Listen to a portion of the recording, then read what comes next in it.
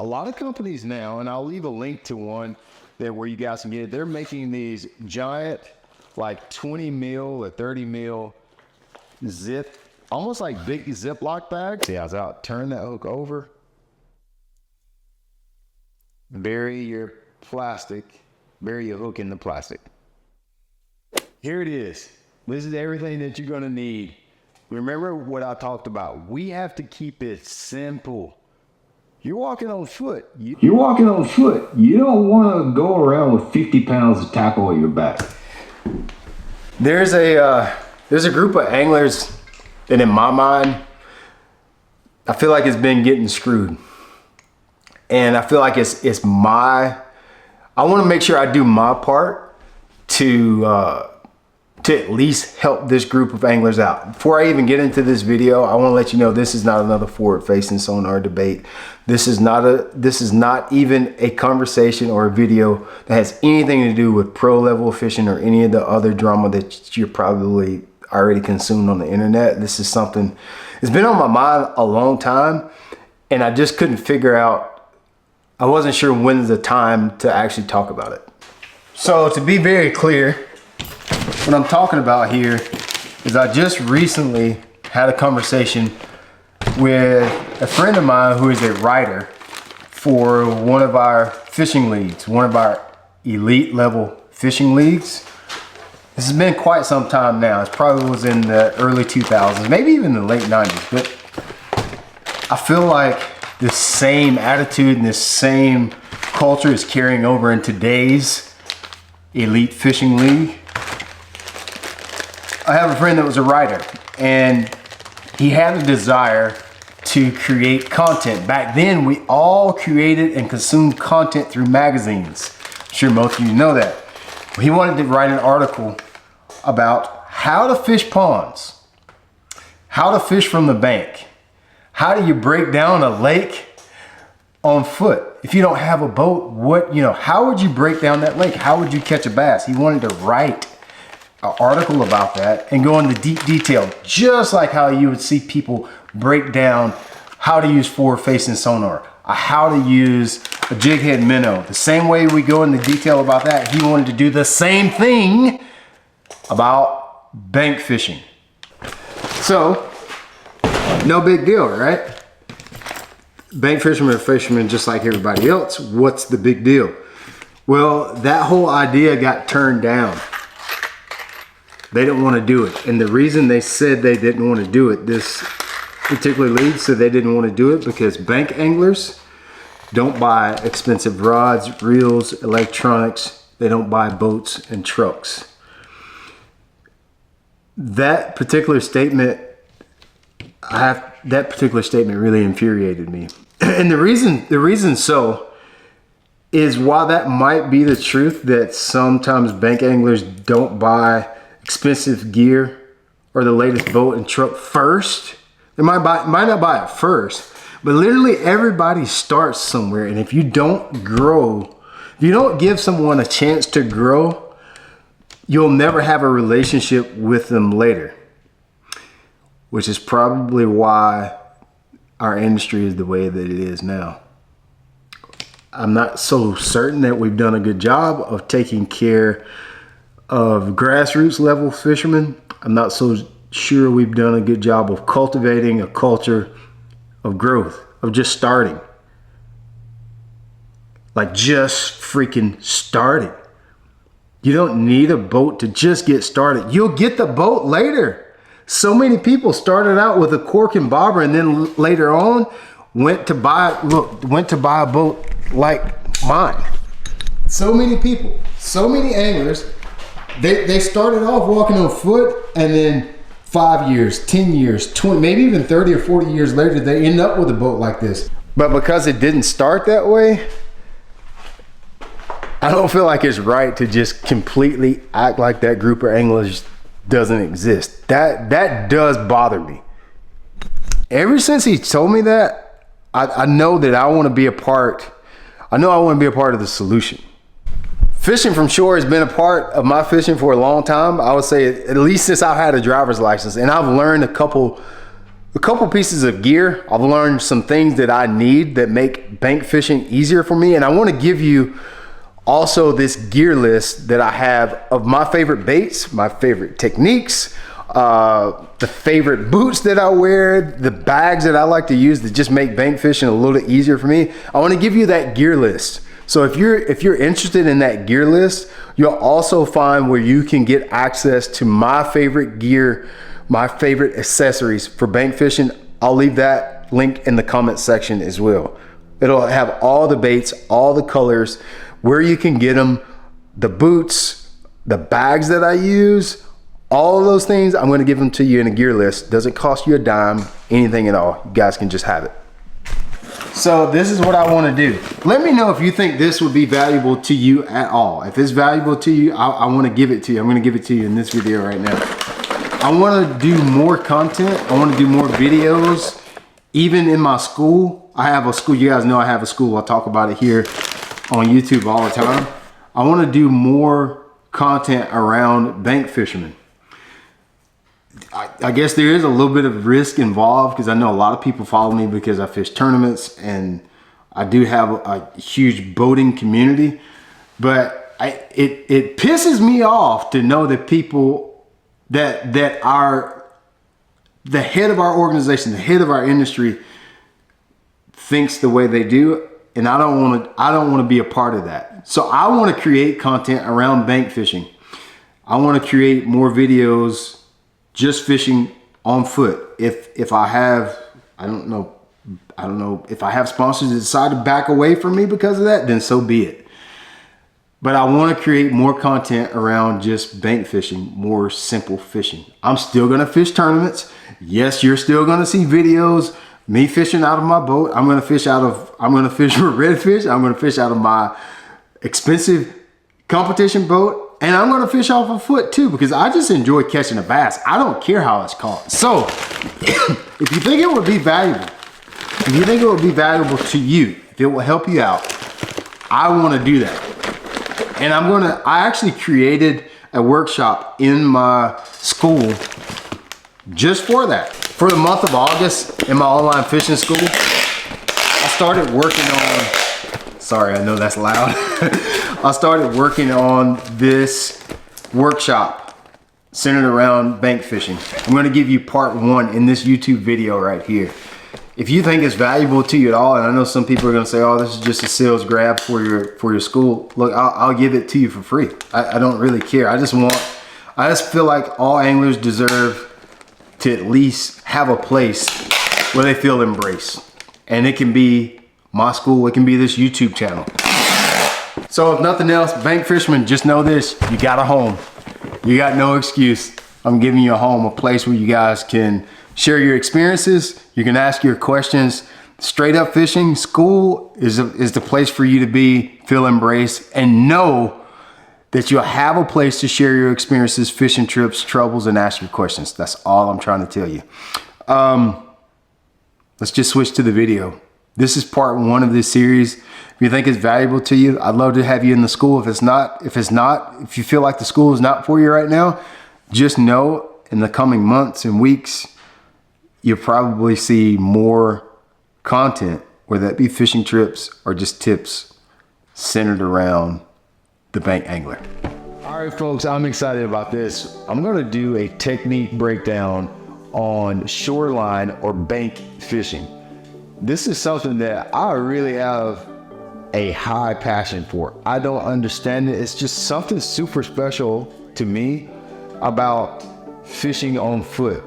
That's a good one. I can tell Wade bit for real. That's a big one. That was a big one. Is it? Yeah, biggest one this week, bro. Like giant. Giant.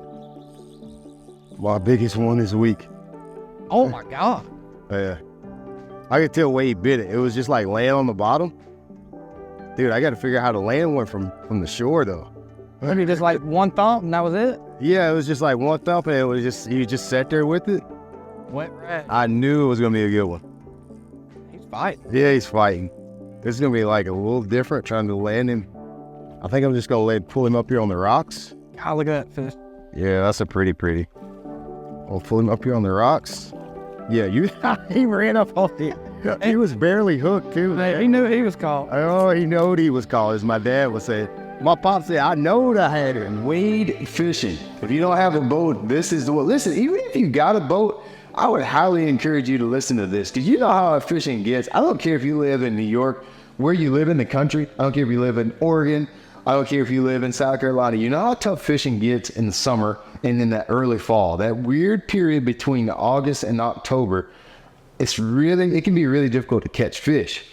So you're probably wondering, why are we talking about wade fishing? Why you want me to get in the water, Brian? I already got a boat. Why should I go into the water and leave my boat at home? The one thing I love about wade fishing, and the reason I think everybody should try this, is when you go to places where boats can't get. These are places that not even kayaks can get a lot of times. And most people won't do it because it is going to take a little bit of work. It does take a little bit of physical ability. It's not that easy. You're going somewhere where fish are less pressured. If they're less pressured, they're dumber and they're going to bite. And we all want to catch fish. You don't always catch the biggest fish doing this, but it's just a lot of fun. It's just something about being connected with the water, being down in the water and fishing for the fish. This is super exciting. That's one of the reasons you want to do it. Less pressure. Also, secondly, a lot of times during this time of the year, the lakes are pretty oxygen depleted. That's why everything's up towards the surface. That's where all the oxygen is. A lot of times when we go into these upper stretches, these northern ends of the river, that's the most oxygenated water. And that's where a lot of the bait fish and the easiest fish to catch is up in these rivers, in these places where you can wade. Okay? Now, with that being said, let's get into the gear. What are you going to need to do this? So what I've done, and I'm going to make a gear list that I'm going to send to you in an email, and we'll also post it in the link of, not in the link, but in the comment section of this video, of some of the things that I'm using here. These are I've wade fished for about 10 years now, so I've got a pretty good hold on the things that I need when I go out. We got to keep it simple. When you're going wade fishing, keep it simple. You got to keep it light. I'm not about to give you 15,000 different products that you might need. Hopefully you got everything you need already, and you just need to know what to leave at home and what to take. But in the event that you don't have what you need, in this video, I'm going to give you a gear list of everything you need to have a successful day of wade fishing. This is what I use. All right, let's start from the bottom and work our way up. You're going to be on foot. Since you're going to be on foot, a good shoe for wade fishing is absolutely essential, I guess is the word we're going to look for. So I started off with sneakers. Sneakers work just fine. You can do that. I think it's a good idea to get you a good wading boot. This is the ones I've used. I've had them for a long time too.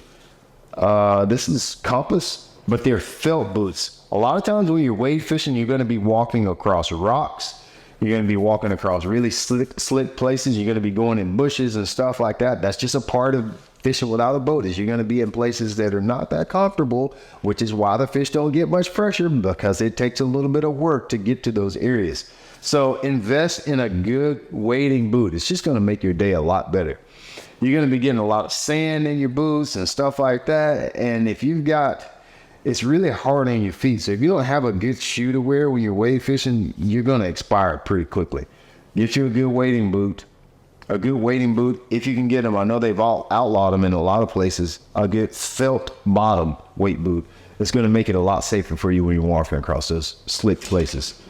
Secondly, probably the most important thing that you're going to have to have is waterproof bags. You're going to need a backpack. I actually carry two. I wear a backpack. This is one by Mystery Ranch. Mystery Ranch is a company I actually did some work for not too long ago, but this is a good waterproof bag that, if I fall, the backpack comes off my back. If I need to lay it down and it falls off a rock, this stuff doesn't get wet. It's a true waterproof bag. So, and it works. I use it for kayaking too. So Mystery Ranch. And then I also suggest a fanny pack. Fanny packs are really good, which is what I have here. You can put it around this fanny pack. I can put it around my waist, or I can snap it to my bag. Fanny pack is great for you put your pliers, your scissors, line, the things that you're going to need really quick access to. It's going to help you if you got that and it's not just jingling around in your pockets and so forth. A good waterproof bag. A fanny pack it helps out a lot too. A waterproof when it's possible. A waterproof fanny pack is what I would recommend because you are going to be in the water. Let me go ahead and tell you, you're going to be in the water and it's a fairly likely chance that you're going to fall. I know you don't want to hear that, but you're going to fall down in the water because you're going to be going across rocks and sticks and logs and ups and downs, and at some point you're going to eat the dirt, good buddy. So get ready for it. It's a great way to stay in shape, to be honest with you. Wade fishing is a great way to be in shape.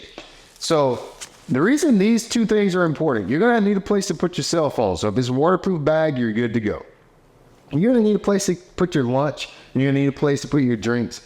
You're going to need everything that you need for the day, including tackle, what you're going to eat, and communication or location, being able to find out where you're going. You're going to need to keep it in a waterproof bag. Now, let's say these waterproof bags, I'm not going to lie to you. This Mystery Ranch bag is not cheap. It's high. I want to say that was over $200. You might say, "Well, I ain't spending $200 just to go wade fishing." Trust me, I get it. Completely understand. Here's another option for you. A lot of companies now, and I'll leave a link to one there where you guys can get it. They're making these giant, like 20 mil or 30 mil zip, almost like big Ziploc bags. Highly suggest this one. You can take just a normal, regular backpack. And if you got these, you can still keep your phone dry. You can still keep your snacks or sandwiches dry. You just gotta have a way to keep water off of your stuff. You're gonna get wet. So I'll leave a link where you can get a bag like this. You can notice I've got gear in here. I've got line. I've got pliers, de-hookers, and lures, of course, in my giant zip. So make sure you got one of those. Those are by far, these two things by far, if you're going wade fishing, don't leave the house without them. You need that stuff. It's going to make your day go by so much easier. So, now, that's gear. For me, I like to wear long pants when I'm wading. I know that sounds crazy, and occasionally I do go in short pants, but I like long pants. Here's why. Try to wear long pants because when you're in the water and then you're out of the water, a lot of times, I don't know what it is. It's like a sugar glaze on my skin. It's like my skin that water is like, them bugs are like, oh, look at that sexual chocolate walking down in this water glaze in, honey, let me go have some of them legs. And so having some long pants to keep them bugs off my pretty brown legs is a plus for me. You figure out if you want to do that or not. It doesn't affect you in wading. Sometimes it can even protect you when you're going hiking and in the water. So if you've rubbed yourself against a really sharp rock, your pants will protect you. I prefer long pants. Sometimes I don't. Still dress for the heat. Wear your long sleeves, a big hat, sunglasses, and a buff if you need them. Because most of the time we're doing this in the summertime when it's the hottest. So video I did a couple days ago about how to dress in the summer. This is going to apply for this one. Cover up as much as you can, even though you're going to be down in the water, okay? Where should we go now? Probably to the part that everybody is excited about. Am I correct? You want to talk about baits. Let's go to baits now. Here it is. This is everything that you're going to need. Remember what I talked about. We have to keep it simple. You're walking on foot. You don't want to go around with 50 pounds of tackle on your back. This is pretty much all the baits that I've caught fish on wade fishing ever right here. Now, no, it doesn't look like it's that much, but I'm going to have multiple colors and multiple sizes of these particular varieties of baits, jig heads, terminal tackle, line, etc. We only got so much time, so I need to show you what the most important tackle is. Let's start out. Let's put them all to the side. Let's break them down one by one. So, first thing I think we need to talk about is our terminal gear. I'm going to include line in that. It's very important. Is our hooks, jig heads, and terminal gear. First off, for me, we're going to get into this later. I'm always going to carry just one spinning rod. And matter of fact, let me go get my spinning rod. I had it out here. I'm gonna show you the spinning rod that I'm gonna use for this. I'm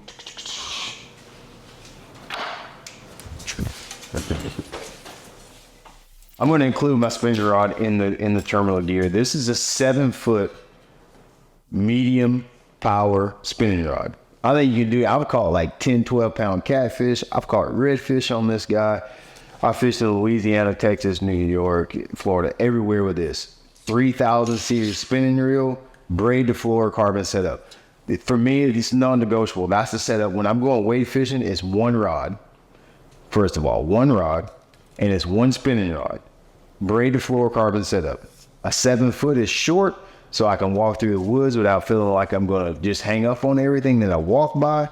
I can get good long casts with the braid. So I use braid to floor carbon, but just sometimes my baits work better with braid to floor carbon. That's the rod list setup that I suggest. You can use whatever you want, but that's what I suggest. Okay, 10, no bigger than 15 pound test braid. You want to use that.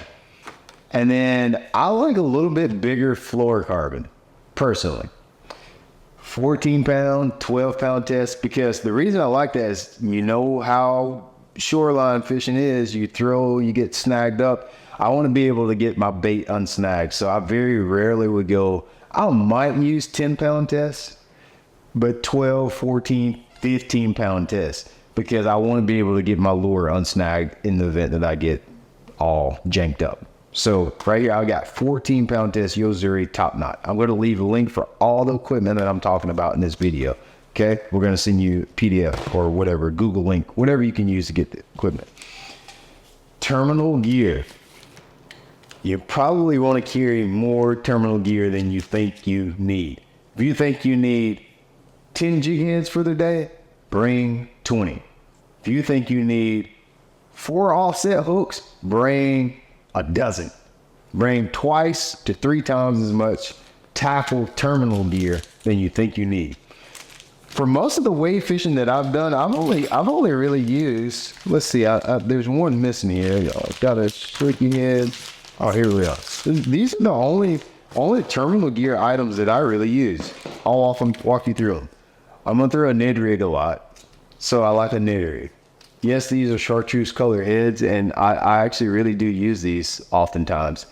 But you can just get a black jig head. I like a lighter one. Keep in mind that we are wade fishing, so we're going to be fishing shallow most likely. 5th ounce, 10th ounce max on the jig heads. You don't have to get a chartreuse. It's just something I like. You know what I found out the reason for the chartreuse heads was? Elastic, you can't dye it. So Ned Katie was using bright light colored jig heads to get the chartreuse look. Chartreuse is just drawing power. So I do use them quite often.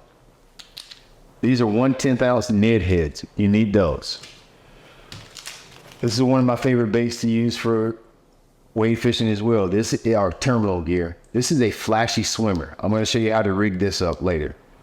It's a keel weighted hook with a spinner on the back. Keep in mind, we're fishing shallow. We need something that we can keep up high in the water column. Flashy swimmer does that really good. Keeps my swim baits up high. All right, just a regular jig head like this one.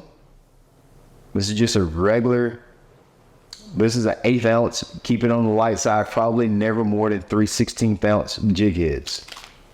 Just to throw swim baits on or whatever you're gonna throw. And then I also like a Ned rig.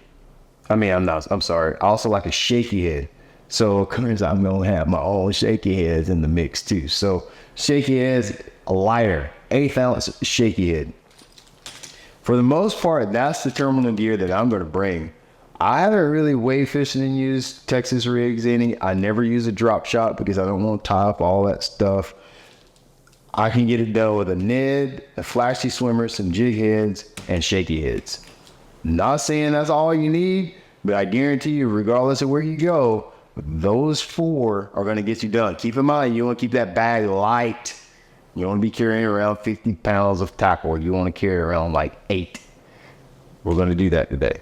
That's the terminal gear that I'm going to use. Let's talk about soft plastics. Soft plastics. I'm going to have some type of some type of Ned rig plastic. This one is the TRD ticklers.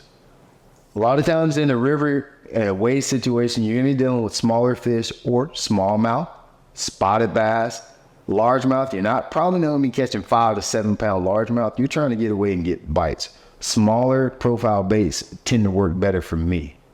So I'm going to use, if you can use a TRD, whatever your favorite Ned rig plastic is, bring him, put him in the fold.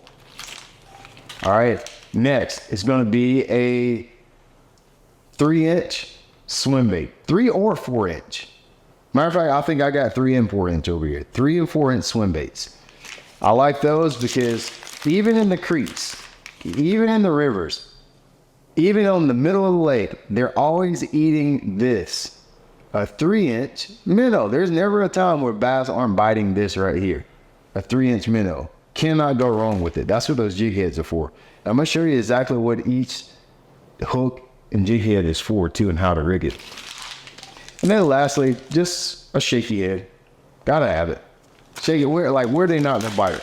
What I like about the SMH worm, this is a 6 and a 6.5 inch, 6 1/4 inch worm. What I like about this worm is the fact that it's 6 1/2. I can cut it down to a 4 inch. I can cut it down to 5 inch. I can do whatever I need to with it. Colors, I would, have fun with it. Purples, blacks. Blacks really work really good when you wade fishing for some reason. I think that because they're eating bugs and snakes and stuff like that, if I had to guess. So that's what you're gonna have soft plastic wise. Hard baits. You notice I haven't mentioned hard baits hardly at all. Why is that?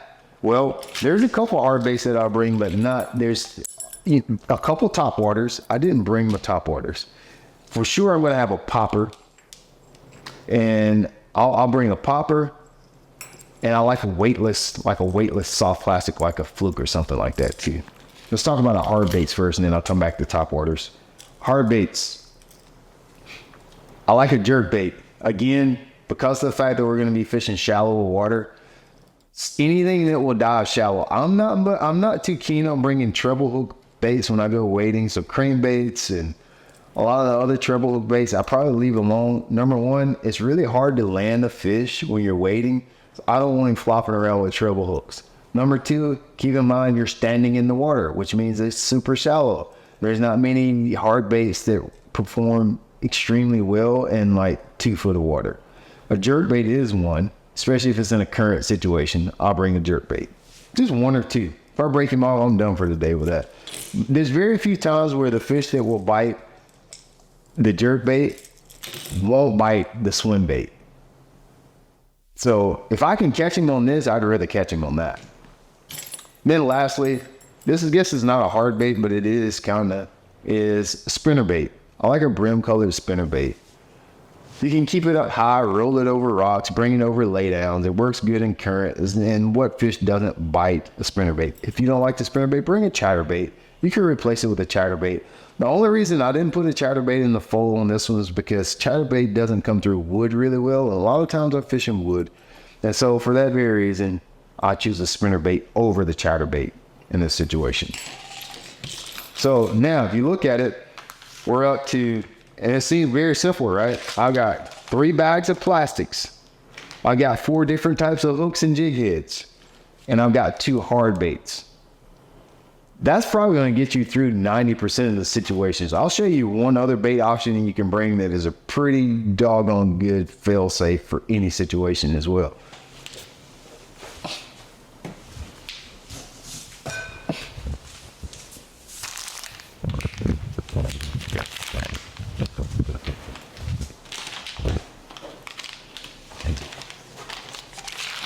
Now, like I mentioned, you could bring a topwater, a popper, maybe a frog, maybe a buzzbait. But oftentimes, the same fish that would hit a buzzbait would probably hit one of these baits too, because keep in mind, these fish aren't seeing a lot of baits when you go wade fishing.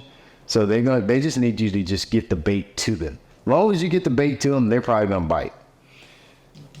Okay, let's talk about this. This is another good terminal. I forgot about this, so I wanted to add it here at the end. I didn't want to go without it.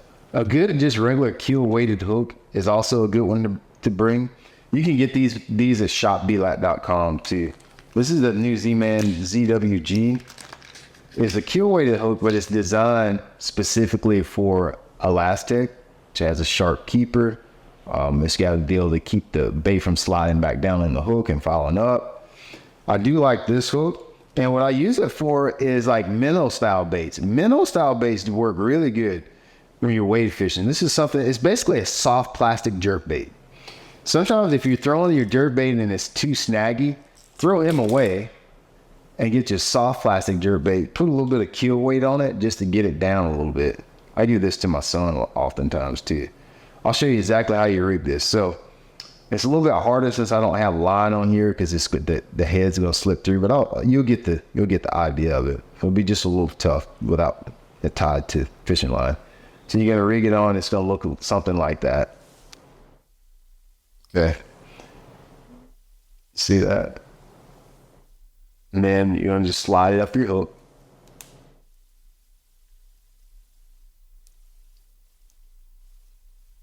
And see, this keeper is gonna keep it.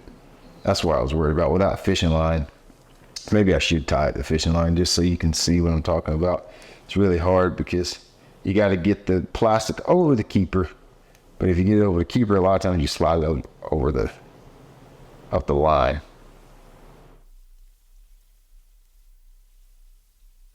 You can throw that out, work it over rocks. You can throw it out, work it over laydowns, wood, logs. Works really good in current because a lot of times when you're wade fishing, you're going to be fishing current in the rivers. Does not snag. You can fish it around grass. Make sure you keep that in the fold. We got a couple new options too. I don't think these are out on the market too. These are Z-Man. It's actually a chatterbait trailing, but it's going to work really good on a keel weight. So add that to the fold. Make sure you bring some minnow style baits. This is the Z-Man jerk sheds. I'll make sure I'll put links to all of these baits in the comment section. Okay, now we're going to go through each one of these baits and I'm going to show you exactly how I would rig it and talk a little bit briefly about the situation that I would fish in. Let's start with the Ned rig. Now, the rigging on a Ned rig is pretty straightforward, but I'm going to show you one little rigging option that can help you guys out, keep you from getting snagged quite as much as you normally would. So with the Ned rig, I'm going to zoom in just a little bit on this. Maybe this will help you guys out just a little bit. You want to see my head, but you don't want to see my face anyway. So we're going to go on the Ned rig. We're going to take our jig heads.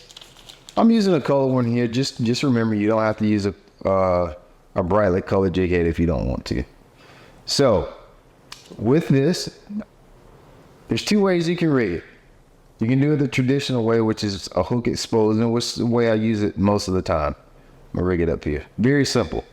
Remember with elastic, you can be extremely forceful with it. Grab it here behind the head, pull him up over the top, just like that. That's one way to rig it, just like that. Now, the second way to rig this guy, especially if you're just getting snagged up too much. You know, you guys ever been fishing out there and you're just like, man, I'm getting hung every 2 seconds. You can rig any of these TRDs. This is just a little miniature, just a little miniature shaky head. So rig it like a shaky head. Rig it just like you would rig a shaky head. What I mean by that, put the plastic in, put the hook in the plastic, and just go a little bit through just like that. Is it focusing?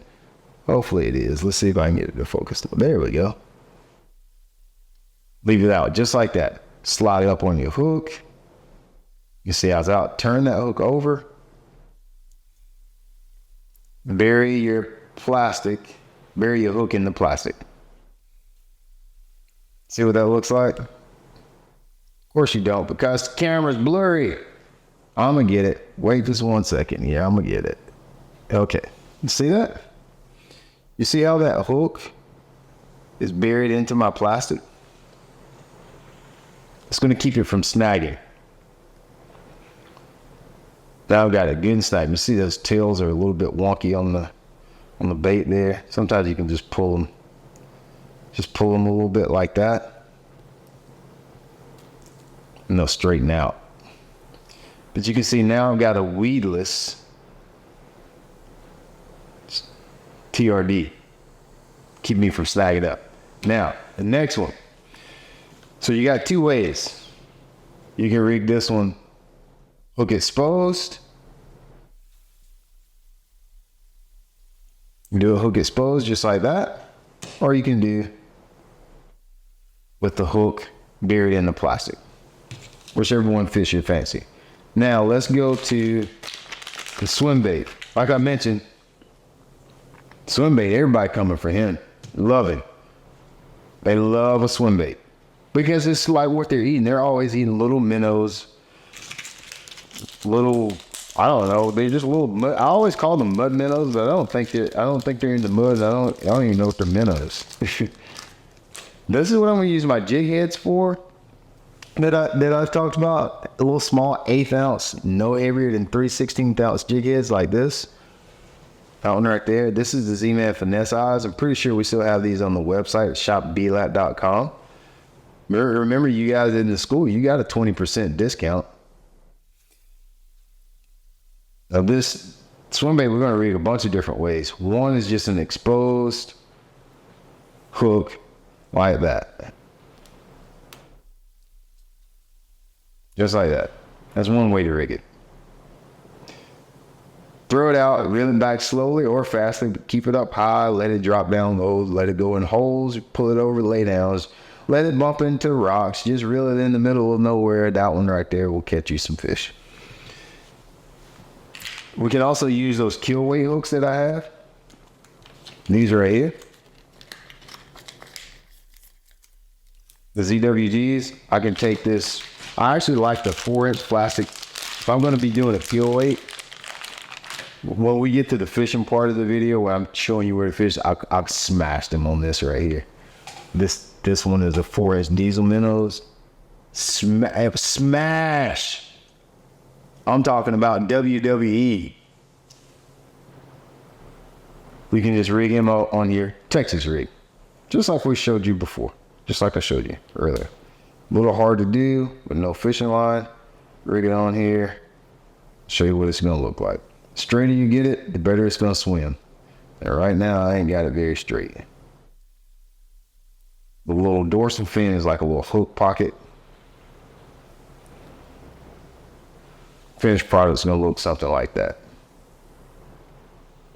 You can see it. Hopefully that's focusing good.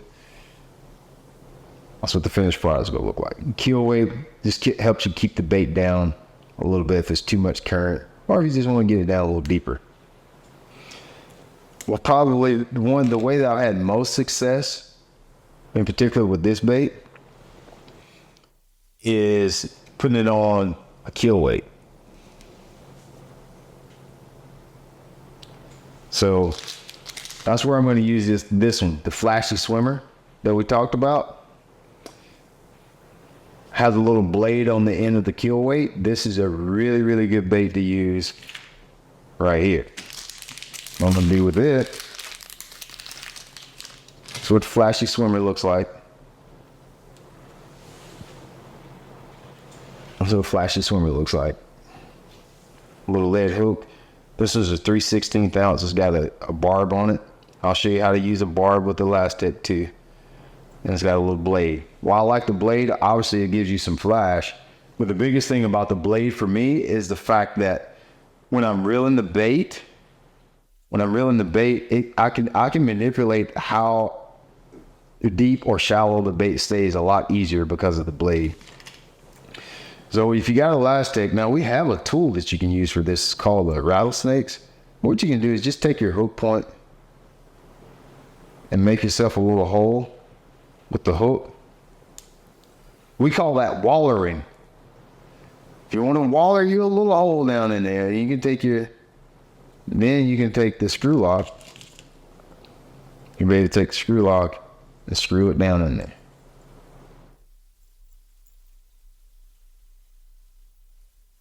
Okay? And you can just take the screw lock completely off. It's just really important when you're using it just to make sure you line that screw lock up in the hole that you created with the hook point. Okay? Make a hole with the hook point, put your screw lock in there. It's going to look like that. Put it right in that little hook slot. Finished product is going to look something like that. Really good for being able to roll it over hooks, over rocks, over laydowns with the little flashy swimmer. Biggest thing, like I said, is being able to control the bait a little bit better. So now you got 4 options that you can use. And then lastly, I think everybody knows how to use a shaky head, but let's just go, listen, we didn't got this far. Let's go ahead and finish her off. If you want to, maybe I'll make you guys a little kit. Leave me a comment. I'll make a kit on shopblat.com where you can get this bank fishing, all these bank fishing baits. This is what we want our shaky heads to look like. And you can cut this down. Sometimes I'll cut them down. I don't have a pair of scissors right here with me at my little, I'm gonna go get them right quick.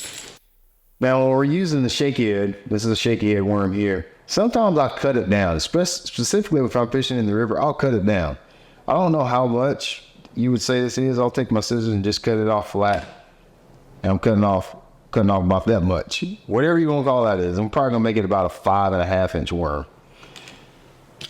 Don't ask me why, I'll just do that a lot of times. It just throws better. I actually get longer casts. And I rig it up here, Texas rig, like you would any other shaky head. Flip it over. And end product looks like that. This is an 1/8 ounce shaky head. This color is called moodering. I use that one a lot. I don't think it matters a whole bunch. Keep in mind these fish haven't seen a lot of baits. So the colors are not going to matter as much as having the right weight so you stay unsnagged. I got a good feeling if you've got a place where you can go wade, and if this got fish in it and you throw this over there at him, good chances he's going to bite it. You could throw the buzz bait, he'll bite that. You could throw the spinner bait, he'll bite that. If you can just get it over there to him, he will probably bite it. So that's why I like to shorten it up a little bit, because I feel like I'm a little bit more accurate with the cast with it. That's how you're going to use the shaky head. Then lastly, we got our spinner bait. Don't really do a whole bunch to it. If you want to add a little trailer to it, you can do that. If you want to add a little trailer to the spinner bait, you can do that. This one is actually made for the chatterbait. I would not use this color. Who knows? You probably could use this color and find something out that you didn't know. This is a new bait new trailer that we're using. I use the minnows as my favorite chatterbait trailer. So you can see I only got 3 or 4 baits, but I got several different ways to rig them and present them. So what that does is keep my backpack light, but it also gives me a lot of different options for different scenarios. Fishing down deeper or fishing higher in the water column, fishing more aggressive, or if they're more lethargic, I now have a bunch of different options to use when I'm wade fishing. So stay tuned. Hey, the classic, you can tell I've posted a lot of videos on YouTube. Stay tuned. Next, I'm going to get into actual fishing. Where we're going to put these baits at. What cast am I going to make? How am I going to find these areas, Brian? I live in the middle of nowhere. I don't know where any rivers are. I'm going to help you. I'm going to give you the tools to find these places where you can go catch fish wading. We're going to show you exactly where to go, what cast to make, how to retrieve the baits, and why the places. I'll give you more insight on where I've found success while wade fishing. So next week, stay tuned for part 2 of wade fishing. We're going to do a lot of talking and a lot of details how you can catch more fish on foot.